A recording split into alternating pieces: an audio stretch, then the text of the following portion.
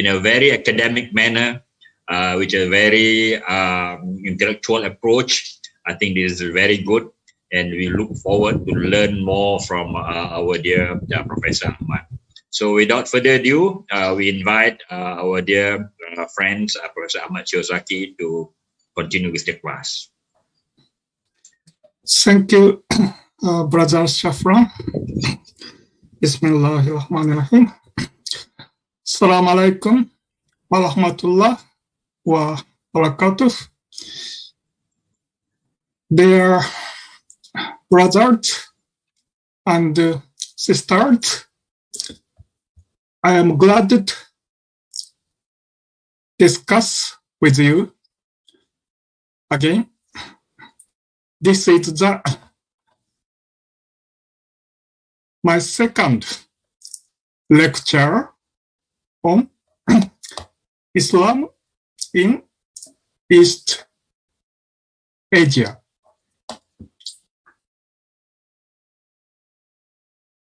I have 7 lectures in July and August. Today is the second one.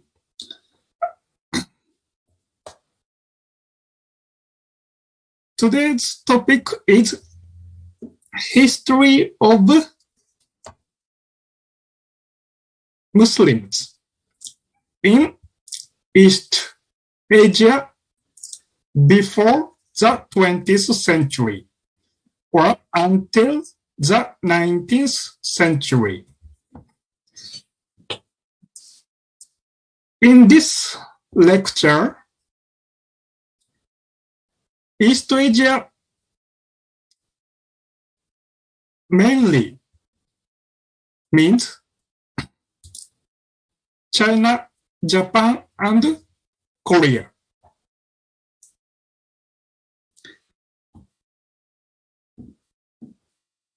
The Muslim population can be found all over the world today, but more than half is in Asia Pacific. Almost 1 billion Muslims in Asia Pacific. But this Asia Pacific mainly means South Asia and Southeast Asia, especially South Asia. I mean India, Pakistan, and Bangladesh. The total of the Muslim population in these 3 countries can be almost 800 millions or more. So this South Asia is very important in the Muslim world.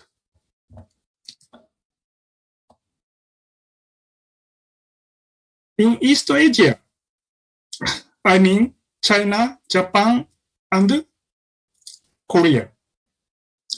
These countries are periphery or marginalized area comparing to the Middle East or South Asia. Because of the small population, China has almost 40 million or 50 millions, not so small, but other areas are not big population areas of the Muslims. It is periphery, but East Asia is still relevant to the Muslims in the world. China, Japan, Korea, they are not so small in economy and population, but they are far from the center of the Muslim world or Islamic civilization. Why are they so far from the Muslims? Or are they really far from the Muslims? It is the one of the points I will discuss today. This is the seal of Sultan Sulaiman. There are many Sultan Sulaiman. Sultan Sulaiman II Wenshu of Yunnan, China. Who is this person? I will discuss later. Let me repeat. What will I discuss during the 7 lectures? The first point is how can we understand or how can we interact with East Asia? Today's topic is about this question. The second, how can we understand the world view in East Asia? I will discuss in coming classes on the world views. And the third, the practical question. How can Islamic way of life be possible in China, Korea, and Japan? These questions are issued in East Asia, but they are still relevant for the Muslims in other areas because the Muslims who live as minorities have the similar issues in India, Europe, North America, or even Myanmar, Thailand, or many African countries.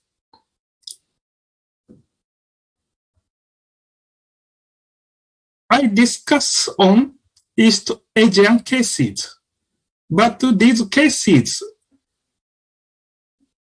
are similar or relevant with the Muslims in other countries, especially those are minorities. The history of the Muslims in China, actually it's very long. And today, I do not discuss on Japan and Korea because today's topic is before the 20th century. Before the 20th century, the presence of the Muslims in Korea and Japan are almost nothing, almost zero. I do not say totally nothing, but almost nothing. Today, the situation is changing very rapidly.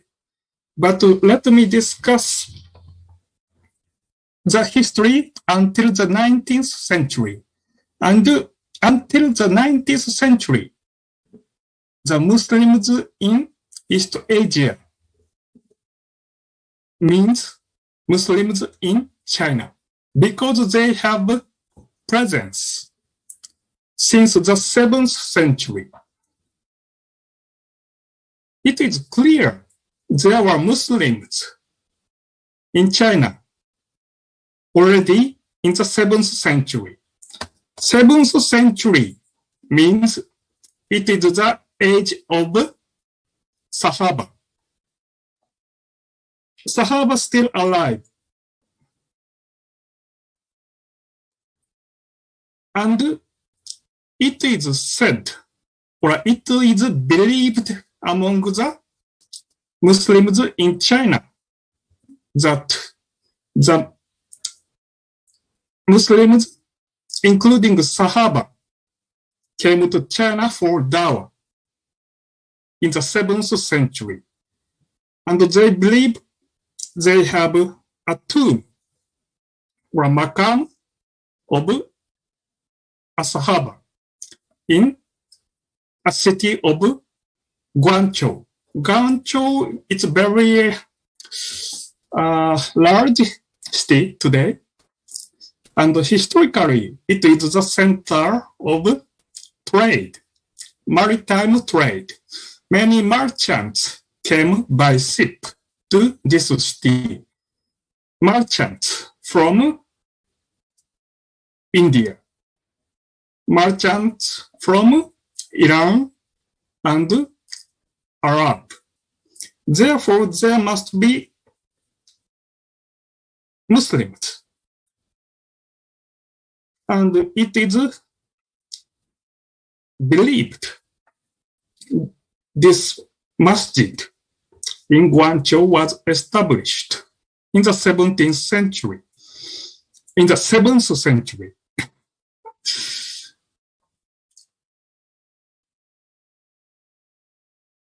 It is clear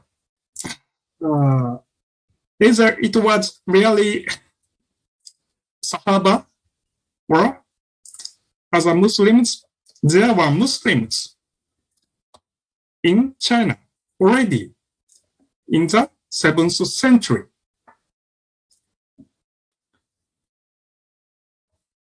Because China was big in economy.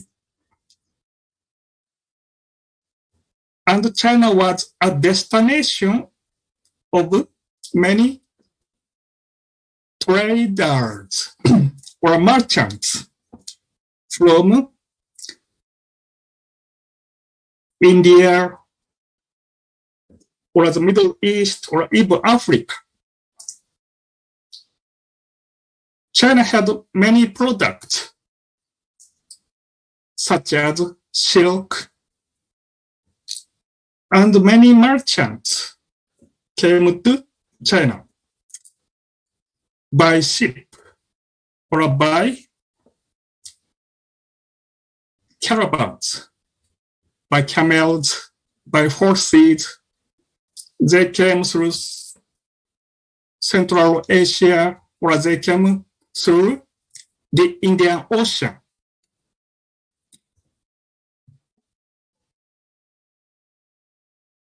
All the time, there are thousands of Arabs and Persians, Indians in southeastern ports of China.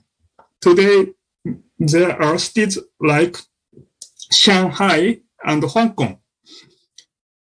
Shanghai and Hong Kong were not there in the 7th century, but there are big seaports.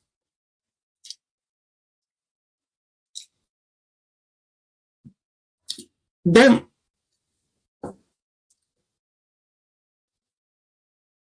these traders also brought many things, not only products for sell and buy. They brought cultures, foods, even religions. The process of spreading Islam in China was not so different from Southeast Asia. Many Arabs or Indians came to Malaysia or Indonesia, Philippines for trades. they were on the way to China. Then they visited also these areas and cities such as Malacca or Aceh in Indonesia.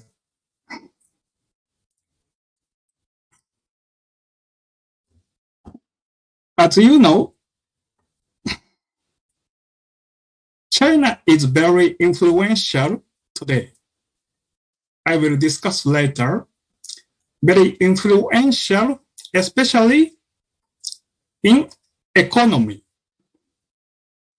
And you can see many Chinese people in Southeast Asia and even Africa or Middle East in Dubai, in Kenya or South Africa. But historically, in Southeast Asia, the influence of India was bigger comparing to the influence from China. India was very influential.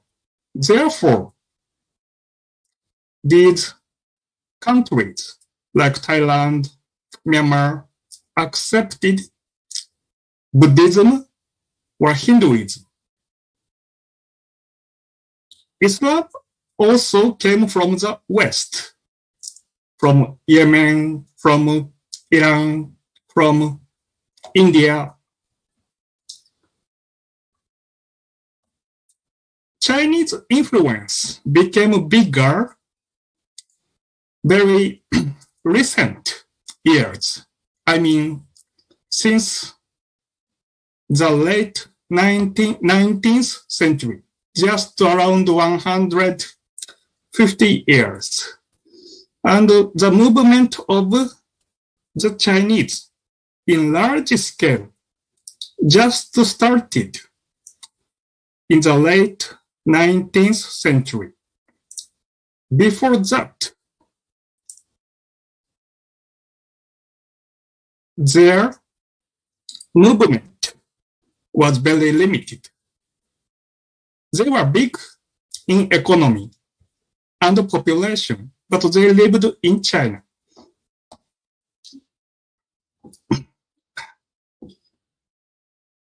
You may know one belt, one road, or belt and road. In another name, it's called the Silk Road, economic belt. Silk Road, it's not only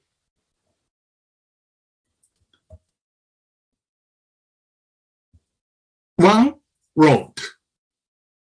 It's not only in land, but it is also maritime Silk Road. It expands to Southeast Asia, South Asia, Middle East, and Africa.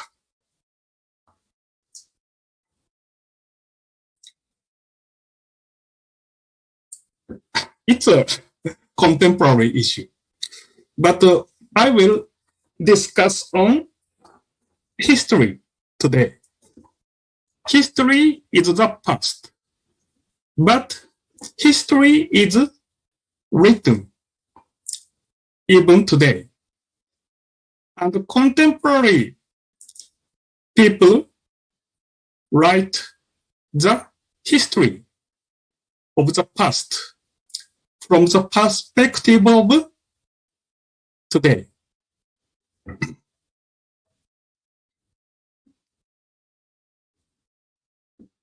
This is a very large-scale project for many years, probably some decades.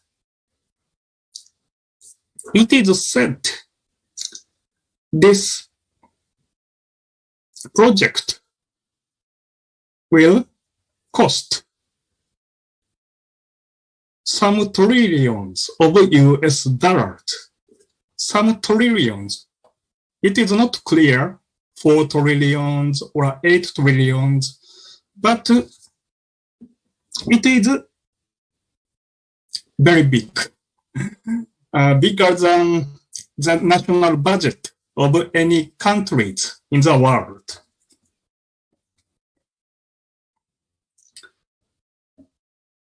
And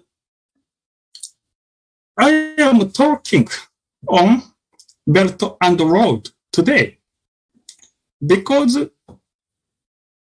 it is said, mainly by the Chinese government, this new Silk Road or a Belt and Road has historical background. It is not something new, but there is a tradition of Silk Road and Maritime Silk Road in the history. It is true. Through the history, there were trade routes between China and India and Middle East and Africa. The Muslim presence is really relevant to this trade route. Through the history, the Muslims come to China. They came to China by ship through the Indian Ocean. And they also came by land. This city, Xi'an, was the capital of Tang Dynasty. In the 7th, 8th century, this city had old mosque.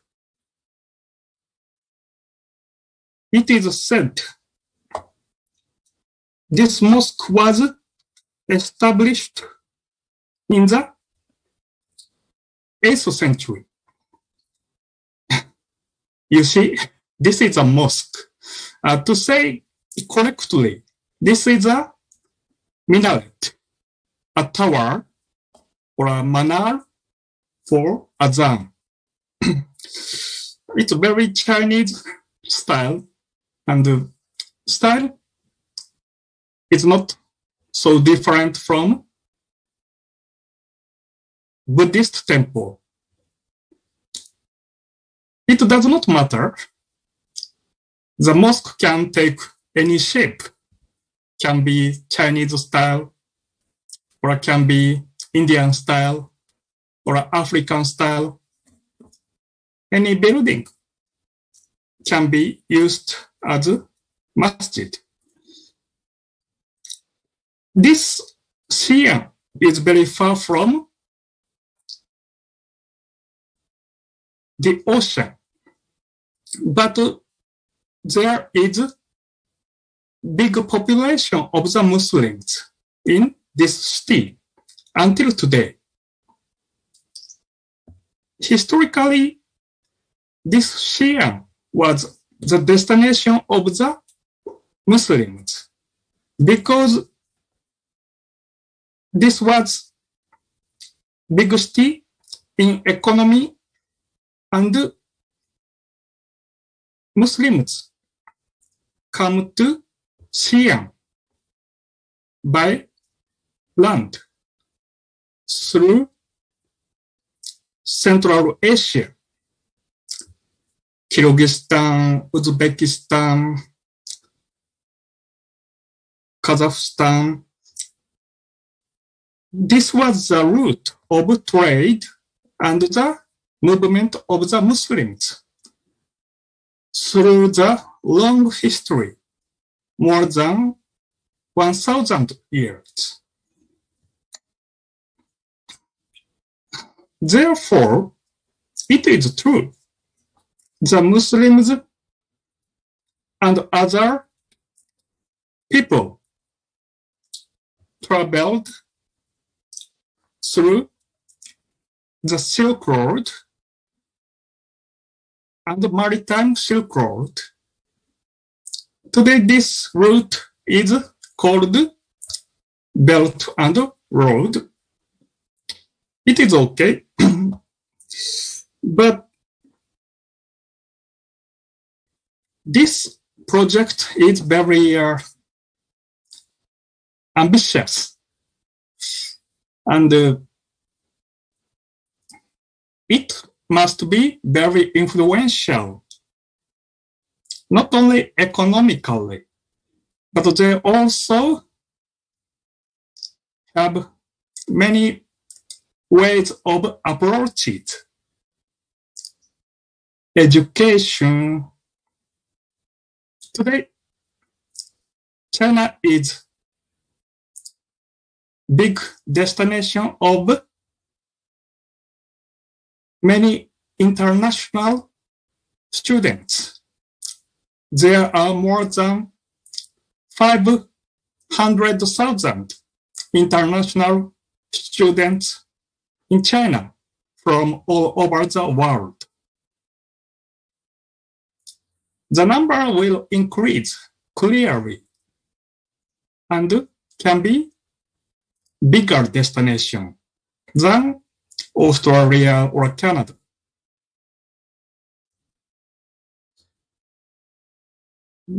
Their approach is very comprehensive, not only just building infrastructures, road, power plants, airports, seaports, railways.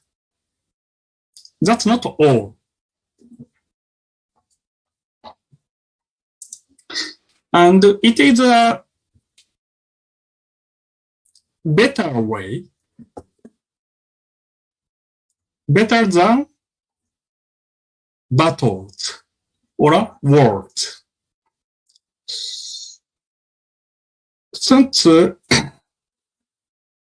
an ancient Chinese man who is famous by his book, The Art of War. He became famous until today by studying the war.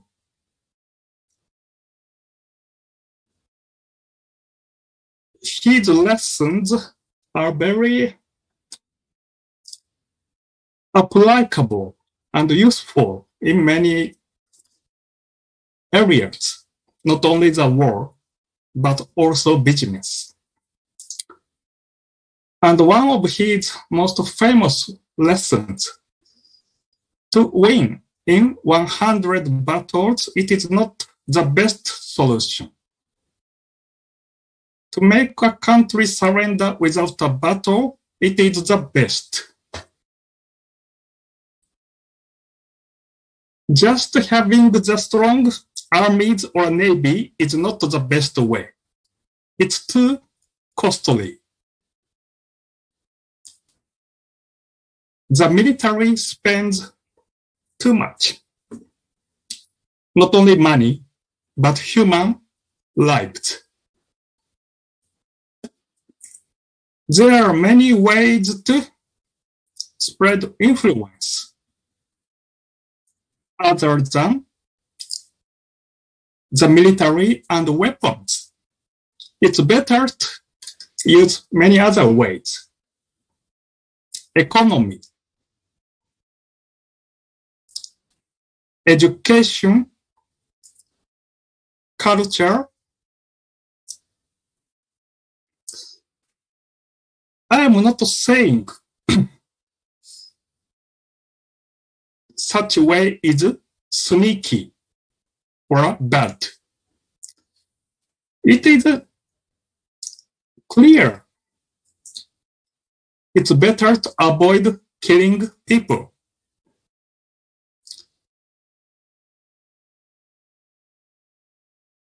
To utilize economy and education, it is a better way than killing people.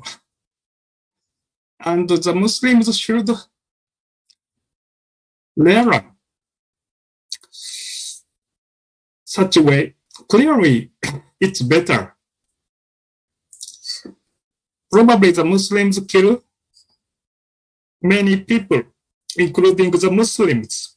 And in many cases, it is not so wise way. Those have superpower in the human history. They knew the wise way and better way than just killing people.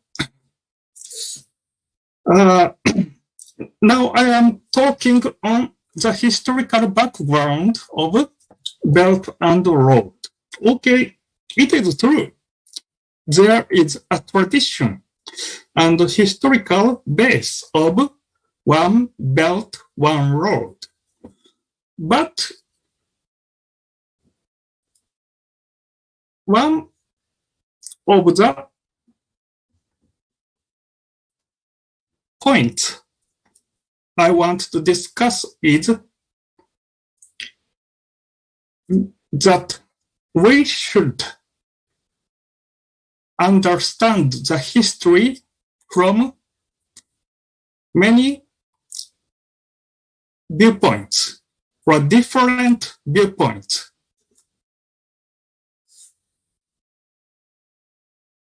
The Muslims in China have the history of more than 1,000 years. And there are many great figures, including Chinese Muslim ulama.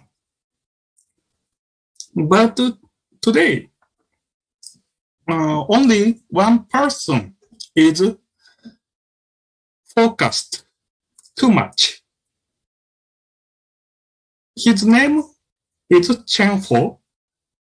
In the 14th and 15th century, it was the age of Ming Dynasty. Chen Ho, Chen was his family name, but actually he was born as Abdus Salam Ma. He changed his name after his homeland called Yunnan was conquered by Ming Dynasty. Ming Dynasty is one of Chinese dynasties. After his homeland, Yunnan was conquered by Ming Dynasty. He changed his name and he became eunuch.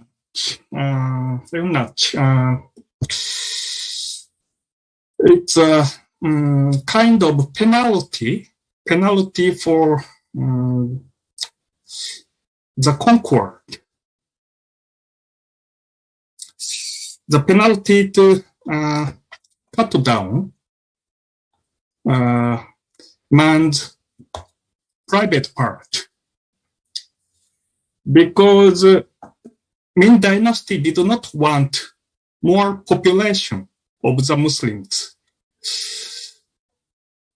Anyway, even though his hometown was conquered by Ming Dynasty, Chen Ho was very successful person in dynasty, and he became a great admiral, the commander of the navy, the fleet, and he also became famous in the history of exploration. His fleet traveled from China to Southeast Asia, Sri Lanka, even Iran, Aden, and Africa. He is repeatedly promoted as pioneer of Belt and Road today by the Chinese government. Chinese government wants to promote this person as the pioneer of Belt and Road and an evidence of the historical existence of Belt and Road. It is okay. He is a great figure and his achievement was clearly great in the human history. His voyage was earlier than even famous Europeans like Columbus, Vespucci, or Magellan. It is true. He was one of the great Muslims in the Chinese history. But what I am saying is there should be some other different focuses. There are many other prominent figures and other networks in the Chinese Muslim history. There must be, because the Muslims in China had more than 1,000 years history. The Chinese government wants to promote this person, and they even donate to establish Chen Fo Museum in Malaysia, in Singapore, in Indonesia. It's okay, but historically, there are other connections and networks. It is true. Chinese Muslims participated in trade between the West and the East, and their role as traders made them rich or prosperous through the history. And in their society, the Muslim in China, the most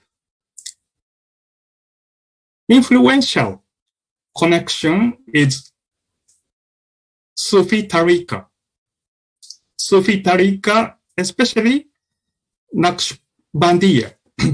Naqshbandiya was very dominant in the historical Chinese Muslim society. It means they had connections with Central Asia, the Middle East, and Turkey. Most of the prominent ulama in the Chinese Muslim history was Mursid of Naqshbandi Tariqa, and some others are affiliated to Qadiriyya. And this network was very important in the Chinese Muslim history, but it was not focused or promoted by the Chinese government today. They only say Chen Ho, pioneer of Belt and Road, and they say even Chen Ho brought Islam to Java, Indonesia. It is okay, but the Muslim network is more diverse and has many aspects. One of the greatest figure in the Chinese Muslim history in politics was Sultan Sulaiman in the 19th century. Sulaiman to Wenshu. He is known as the leader of Panze Rebellion. Panze Rebellion is a rebellion against the Qing dynasty by the Muslims. In this period, there are many Muslim rebellions in northwest and southwest. Some was connected to Central Asia, Turkestan, Uzbekistan, and large population of the Muslims was in southwest, the area called Yunnan. Today it is called Yunnan province. And you can see this area is very close to Myanmar. They are close to Muslims in Myanmar and even India. Panze is a way of calling Muslims in southwest China. The words used by Southeast Asian people. And this rebellion was not successful. Other Muslim revolts were also defeated by Qing dynasty. The Chinese dynasties are so huge, and it's almost impossible to win by the military power. Sultan Sulaiman was also defeated after the rebellion of almost 20 years. This person was not so promoted by the Chinese government.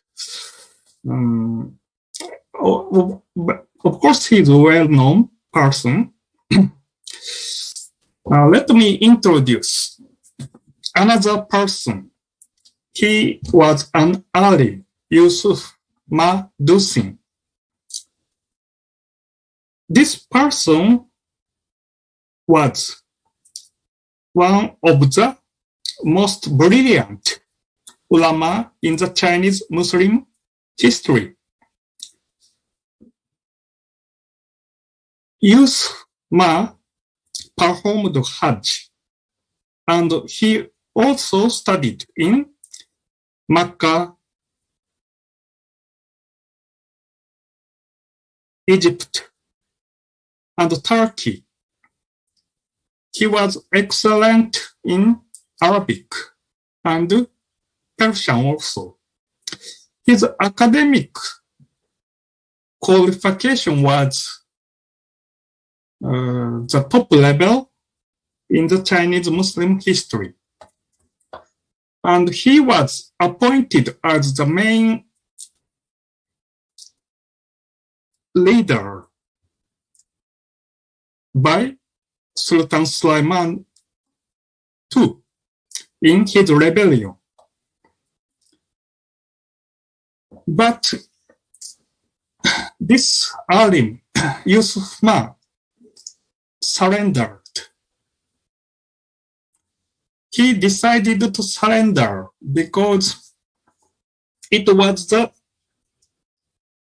best way to avoid Muslim cleansing. This Muslim cleansing or wash out Muslims policy was applied in some areas in China in the 19th century. And this Yusuf Ma recognized there is no other way. There cannot be military victory. Sultan Sulaiman too had other idea. He had an idea, the alliance with the British. The British is here, just next to Yunnan. Myanmar or Burma was already under the British. Borrow the power of the British, then they can fight against the Chinese dynasty and keep independence. But this idea was not so successful, and Yusuf Ma expected it. Therefore, he surrendered earlier than the other Muslim leaders. Of course, he could be considered as an betrayer, or we can say by his decision, many Muslims in Yunnan survived. But it was the position of the minorities.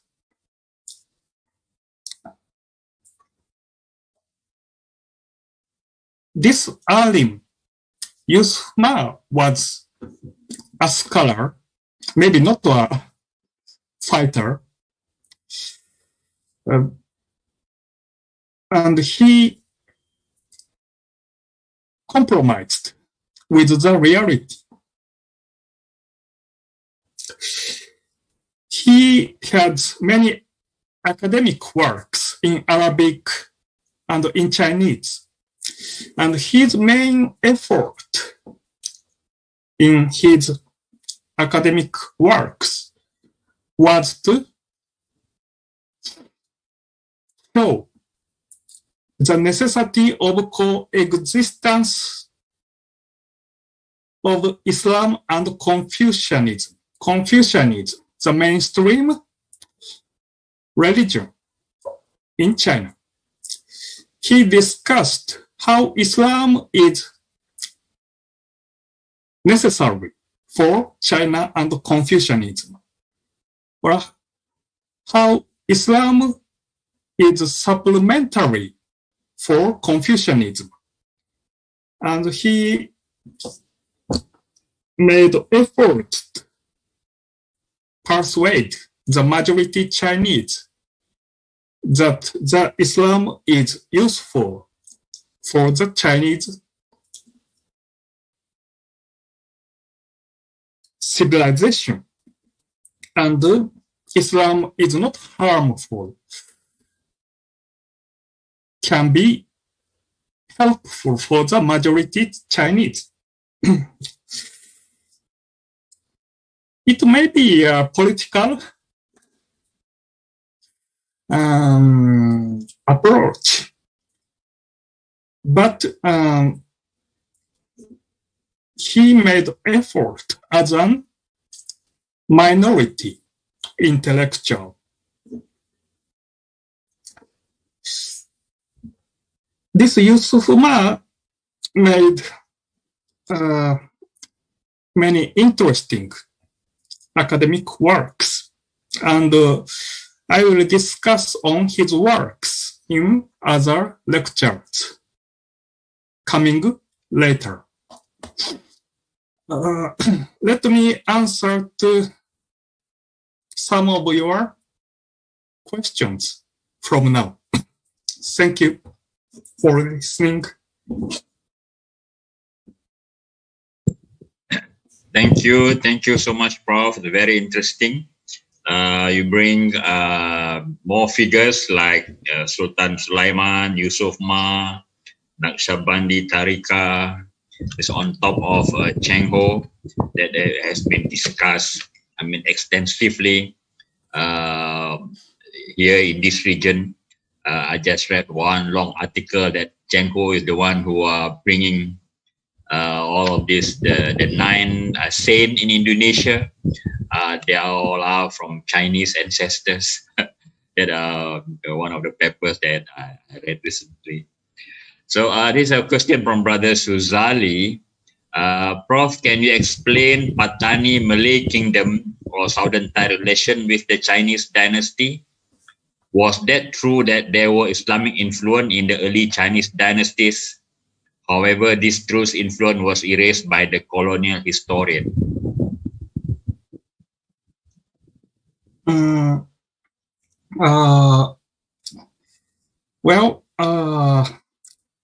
Patani, yes, Patani has connection with China, and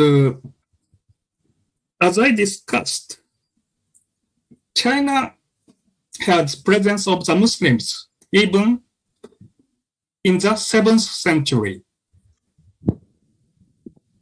There are clear evidences, and this presence of the Muslims in China is earlier than any Southeast Asian kingdoms. There are trade connections between China and Patani or Malacca, Aceh, and other areas. The cultural or religious interaction is, we cannot say so much because the records are limited. And influence of Islam, early Chinese dynasty, early Chinese dynasties have, they existed even 3,000 years ago. The China was united at first time before Christ, third century, BC 226. So there was not a Muslim community. I mean, in the early Chinese dynasties, such as Han Dynasty, there were not Muslims community. It was before the age of Prophet. Okay. Then the next one from Sister Jamalia. I am interested to know more about the Uyghur oppression in Xinjiang province. Is it linked to China history too? Yes, thank you. I mean, the answer can be yes or no, yes and no. As I said, Chinese dynasties have histories of more than 3,000 years. And during these 3,000 years, most of the periods, the so-called Xinjiang Uyghur Autonomous Region was not the territory of Chinese dynasty. This area became a part of Chinese state, basically in the 20th century. Therefore, we can say the Uyghurs have their own history, not the part of Chinese history. But I know there is a different voice. The Uyghurs have interactions with Chinese dynasties. So they are a part of Chinese civilization and Chinese history. But just to have interaction does not mean a part of them. The Japanese also had interactions with the Chinese more than 2,000 years. But basically, the Uyghurs, they had their kingdoms through the history, and they were not a part of the Chinese civilization, basically until the 20th century. Okay, Prof. That's a very good question by Brother Nuruddin. I have forwarded it to your WhatsApp. I hope you can explain it for next class. I think this requires a bit more time for you to answer it. About the Mongol, about the Django and Sun Yat-sen, inshallah. So thank you so much, Prof. Any highlight for next class, for next week? Next class, I will discuss also on the history, but it is history in the 20th century and the 21st century. Next class, I will also discuss on Japan and Korea, because these two countries had interactions with the Muslims only after the 19th century, basically. Thank you so much, Prof. You have talked about this Belt and Road Initiative, which has now taken half of Asia, and we have seen the good and the bad impact of it. So inshallah, your classes will shed some light on what will happen in the future. Thank you so much. I will see you next week. Thank you, everyone. Assalamualaikum warahmatullahi wabarakatuh.